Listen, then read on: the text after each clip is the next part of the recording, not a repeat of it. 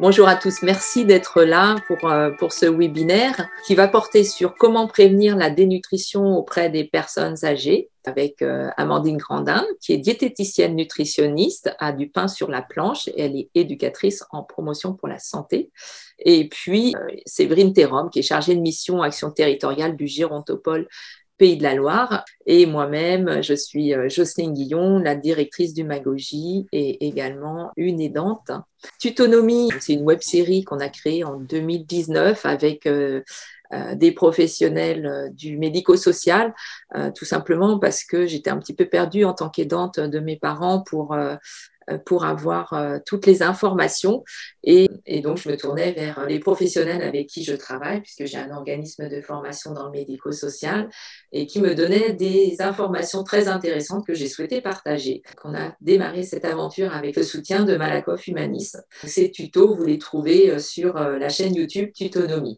On a ajouté les webinaires mensuels grâce au soutien de la CARSAT Pays de la Loire, parce que ça nous permet d'échanger et on traite de sujets plus larges sur le bien vieillir. Et tous ces projets-là, on le fait avec le soutien et l'expertise de l'équipe du Gérontopole Pays de la Loire et en fonction des thématiques, des professionnels qui nous apportent des éclairages très pertinents pour nous, les aidants. Merci Mme Guillon pour cette introduction. Alors la dénutrition, qui est le thème qui nous réunit aujourd'hui, touche plus particulièrement la personne âgée parce qu'avec l'âge, l'appétit diminue alors que les besoins nutritionnels sont aussi importants.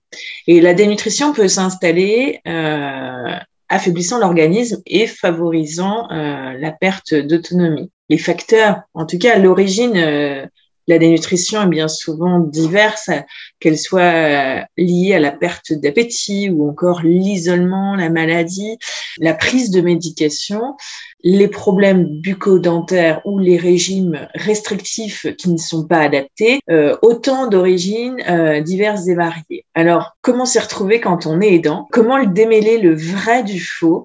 Et bien, pour répondre à cette question, nous accueillons donc pour ce webinaire Madame Amandine Grandin.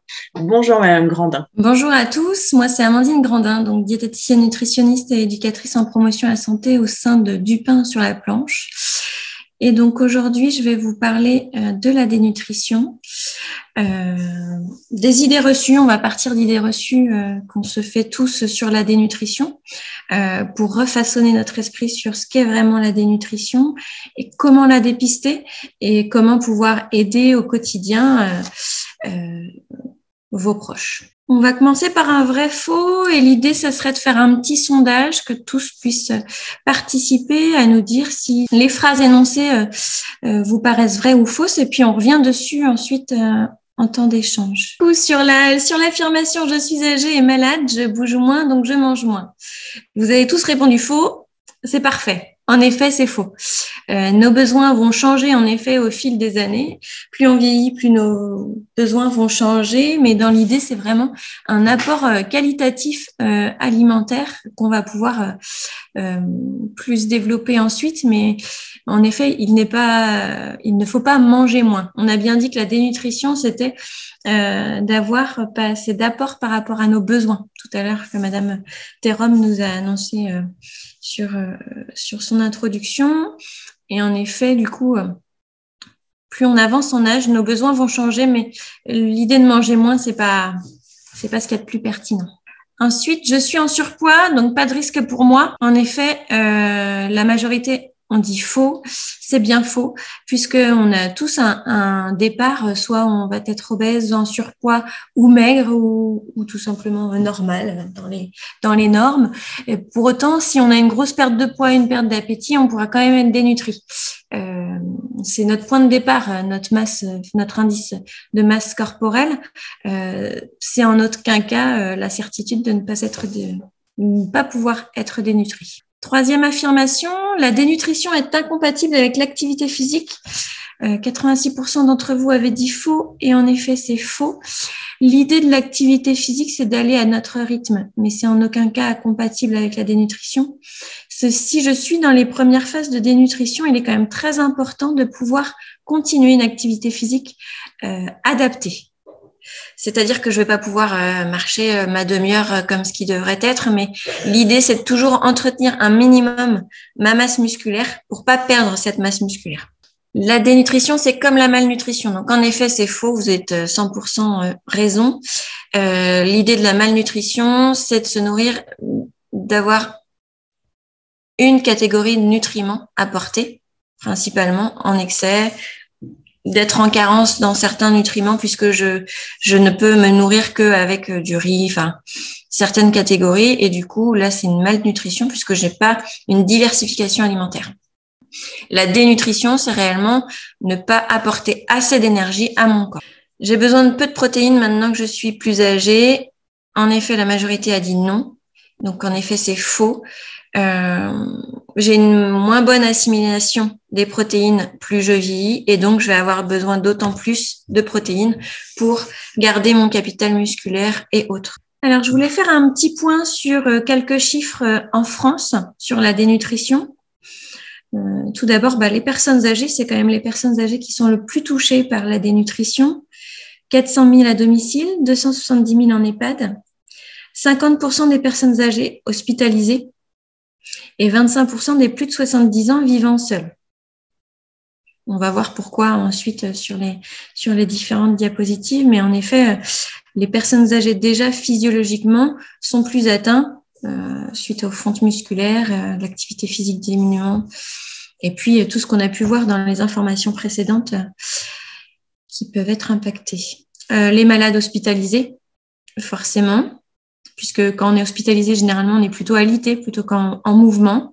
Notre alimentation change, souvent on est malade ou on est infecté, donc l'appétit est moins là, donc on se nourrit moins. Les patients atteints de cancer, pareil, l'alimentation, généralement, c'est pas quelque chose qui fait envie, avec les traitements en cours, avec des vomissements, de la fatigue accumulée, donc moins d'attrait pour l'alimentation, moins d'attrait aussi pour l'activité physique, ce qui peut impacter cette dénutrition plus facilement. Les patients atteints de maladie d'Alzheimer, 40%. En effet, c'est quelque chose d'assez récurrent.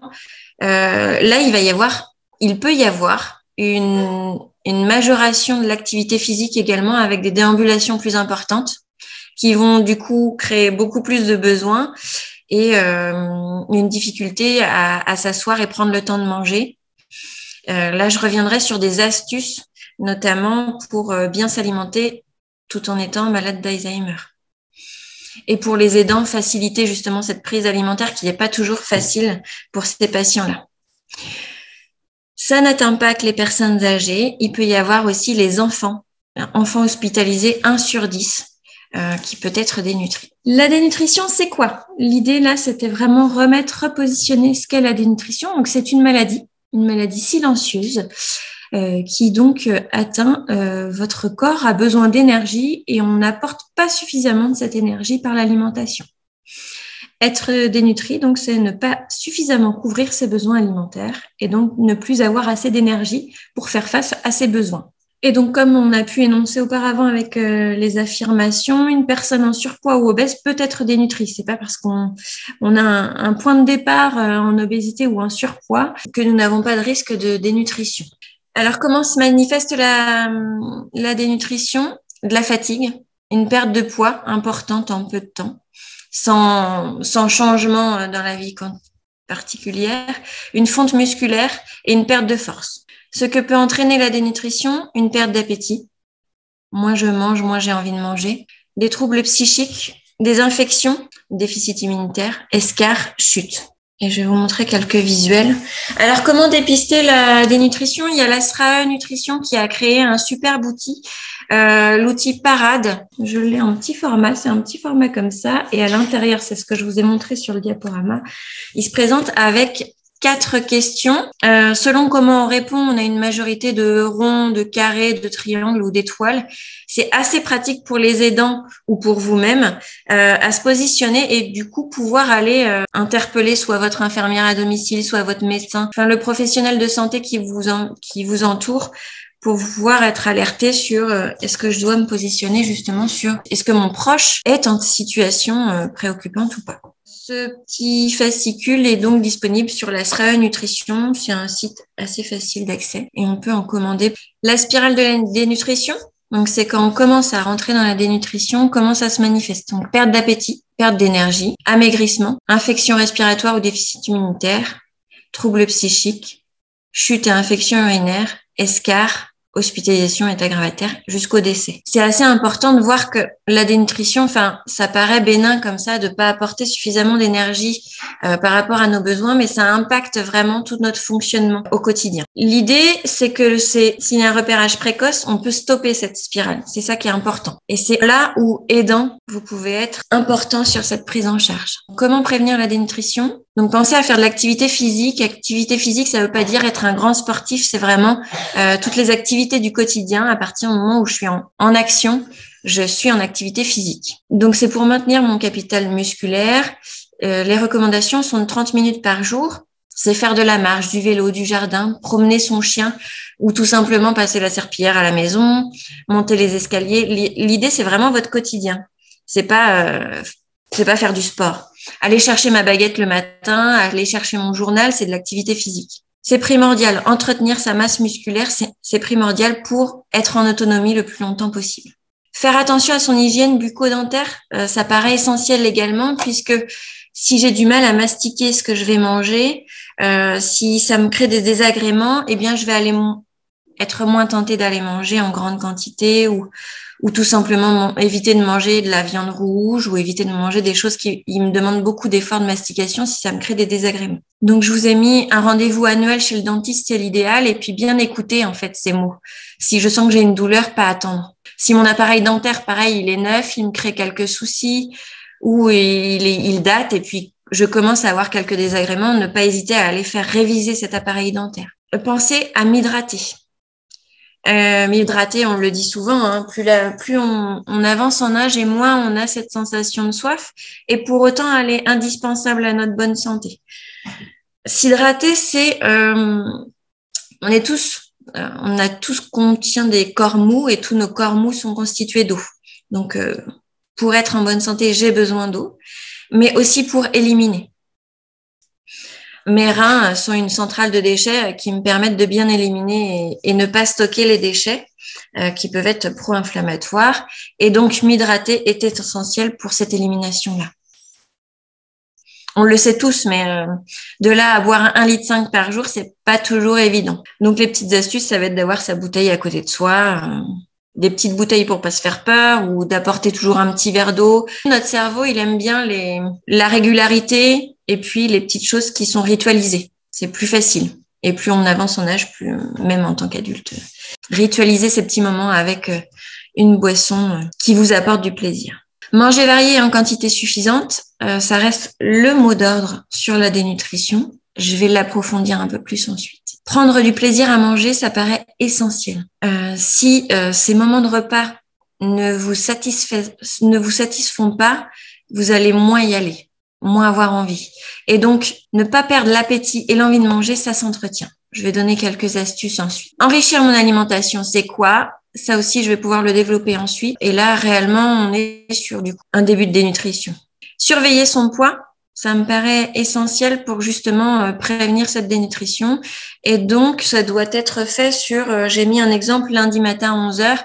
L'idée, c'est que ça soit toujours sur une même chronologie, dans les mêmes circonstances. L'alimentation variée et suffisante pour une personne âgée, c'est là où je vais y mettre l'accent.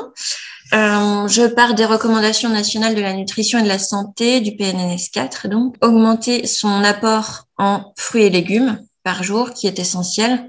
Pourquoi? Parce que ça me donne des vitamines, des fibres, beaucoup d'eau aussi qui sont contenues surtout dans mes fruits et légumes crus, donc essentiels dans mon alimentation. Ça peut me demander quand même pas mal d'efforts de mastication, parfois, surtout s'ils sont consommés crus.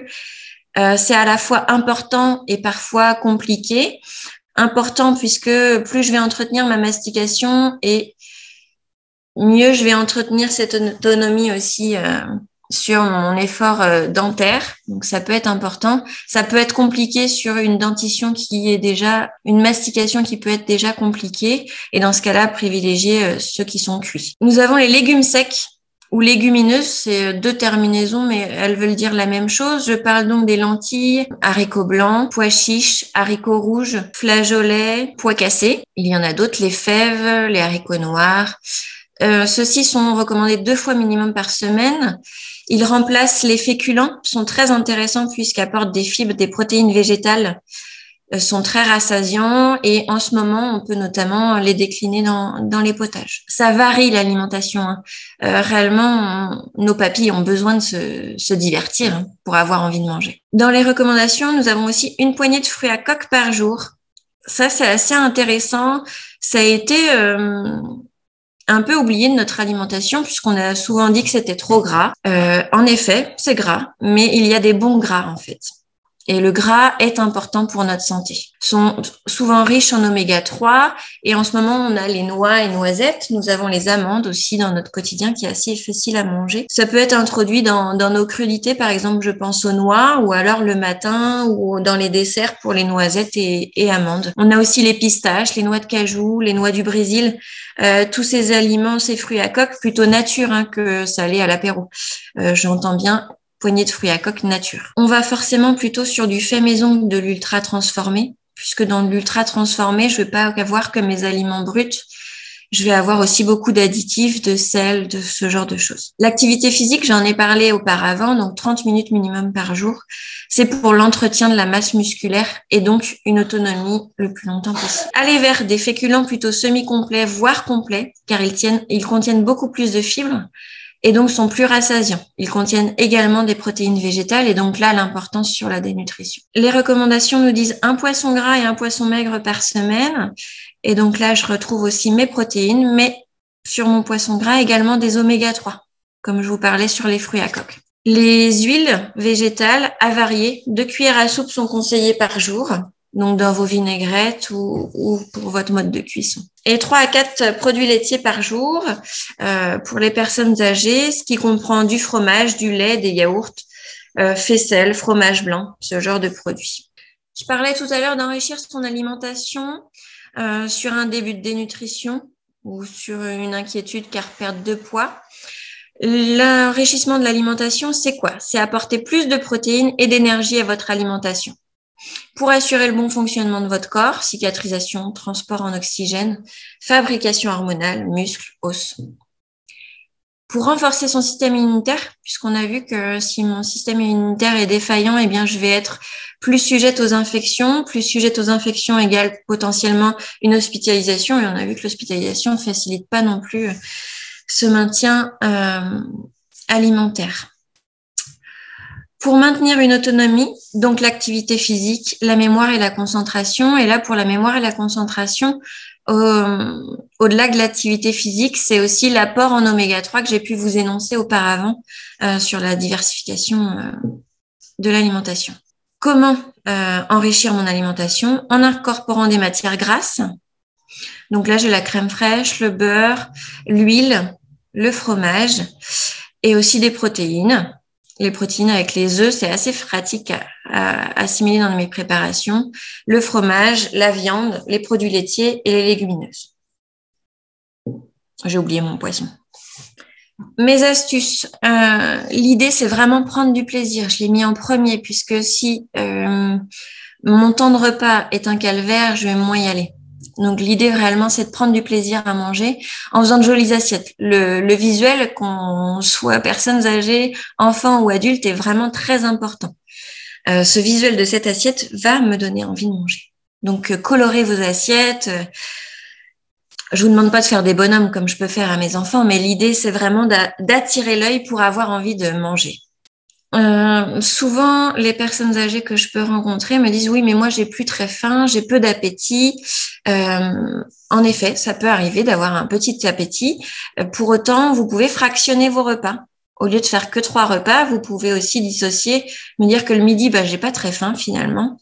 Eh bien, je fais une entrée, mon plat, et puis mon dessert ou mon fromage et mon fruit, eh bien, je les déporterai pour une collation dans l'après-midi. Pour les desserts, pour le côté enrichissement, l'idée, c'est d'apporter des laitages et des œufs. Les flans, les œufs au lait, les gâteaux de semoule. En plus, souvent, ça rappelle des souvenirs d'enfance assez agréables. C'est pas compliqué à préparer.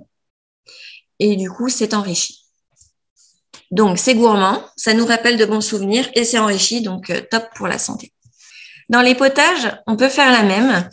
On peut ajouter de la crème, du fromage râpé ou fondu, style les petites vaches qui rient ou ce genre de choses. Les légumineuses que je vous parlais tout à l'heure, comme les lentilles corail ou le pois cassé, que moi je mets assez aisément dans les potages, ça vous fera un apport en protéines végétales. Dans les purées, il est aussi assez facile d'enrichir vos purées avec des produits laitiers, un jaune d'œuf, de la crème, du beurre ou du fromage râpé. Pour les plats, ça peut être des soufflés ou des flans assez faciles à enrichir avec des produits laitiers, des légumineuses ou des viandes. Je vous ai mis quelques exemples et maintenant sur Internet, on peut aussi trouver plein de recettes assez faciles à préparer. Et puis, si l'enrichissement n'est pas suffisant à la maison, eh bien, il faut en parler au médecin et sur prescription médicale, vous pouvez avoir accès à des compléments nutritionnels oraux qu'on retrouve en pharmacie. Que faire face à un début de dénutrition? On peut faire appel à une diététicienne. En effet, aujourd'hui, les diététiciennes ne sont pas prises en charge par la sécurité sociale.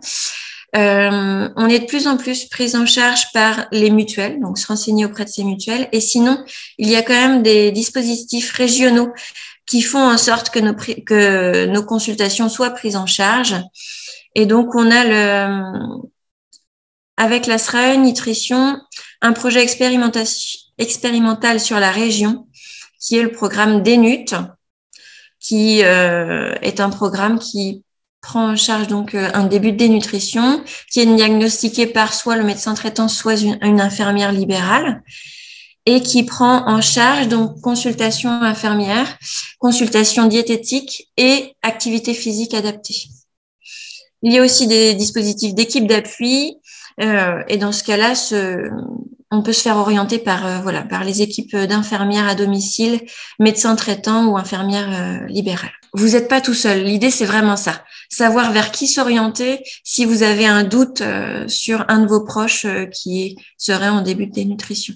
Merci beaucoup, Madame Grandin, pour ce support qui était vraiment très, très clair et puis plein de couleurs et qui tombe à pic en cette semaine de la dénutrition. Et, merci d'avoir pu vous rendre disponible pour échanger avec les auditeurs de Tutonomie.